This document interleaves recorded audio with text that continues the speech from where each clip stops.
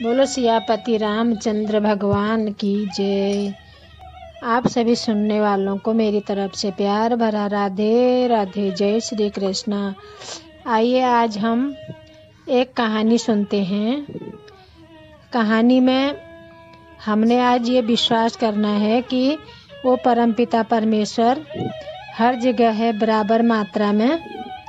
इसलिए हमें कभी भी किसी भी चीज़ को अनदेखा नहीं करना चाहिए, कभी किसी को छोटा या बड़ा नहीं समझना चाहिए, क्योंकि भगवान बराबर मात्रा में सब में हैं और हर जगह हैं। तो एक कहानी है। एक बार तुलसीदास जी रामायण की एक चौपाई लिख रहे थे। उन्होंने चौपाई में लिखा, सिया राममय सब जग जानी, करहु प्रणाम जोरी जुग पानी। इसका मतलब कि भगवान रामचंद्र जी पूरी दुनिया में हैं और सब में बराबर मात्रा में हैं, इसलिए हम उनको प्रणाम करते हैं, हमें उनको प्रणाम करना चाहिए। ऐसा लिखने के बाद तुलसीदास जी बाद में अपने घर जाने लगे। घर जाते समय रास्ते में उन्हें एक बालक मिला।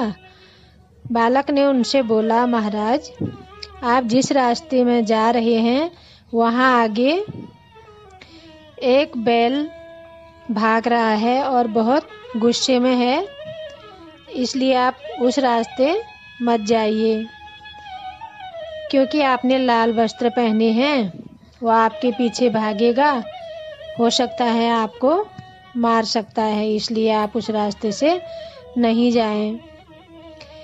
तुलसीदास जी ने उस बालक की बातों पर ध्यान नहीं दिया।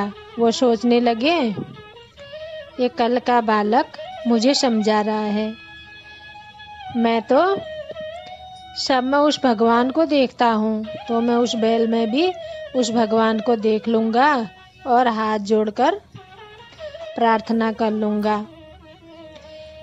ऐसा मन में विचार करके तुलसीदास जी आगे बढ़े और जैसे ही थोड़ी दूर पहुँचे, वह बैल जो बहुत गुस्से में था, उसने देखा लाल कपड़ों में कोई आ रहा है, तो वो दूर से ही भाग के आया और जैसे ही वह तुलसीदास जी को मारने वाला था, तुलसीदास जी उससे पहले ही गिर गए और जल्दी से संभल के वापस भागे और वापस आके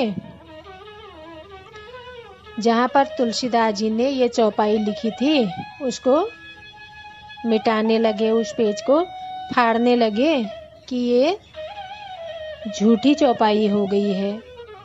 लेकिन इतने में वहाँ पे भगवान हनुमान जी प्रकट हो गए और भगवान हनुमान जी ने बोला, चौपाई बिल्कुल सच है। लेकिन तुलसीदास जी बोले, अगर ऐसा था तो वो बैल हमको मारने के लिए क्यों आ रहा था, हमने तो उसको प्रणाम करने का विचार बनाया था।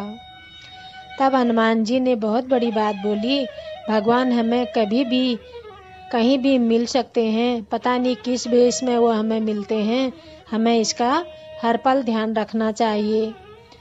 हम अपनी अनदेखी के कारण उस परमेश्वर को नहीं देख पाते हैं। आपके पास जो बालक आया था उसके अंदर भी तो भगवान थे, उसने आपको बोला था कि आप इस रास्ते से मत जाइए। इसलिए कभी भी हमसे कोई कुछ बोलता है तो हमें उसके शब्दों में विचार करना चाहिए, छोटे बड़े का हमें ध्यान नहीं रखना चाहिए।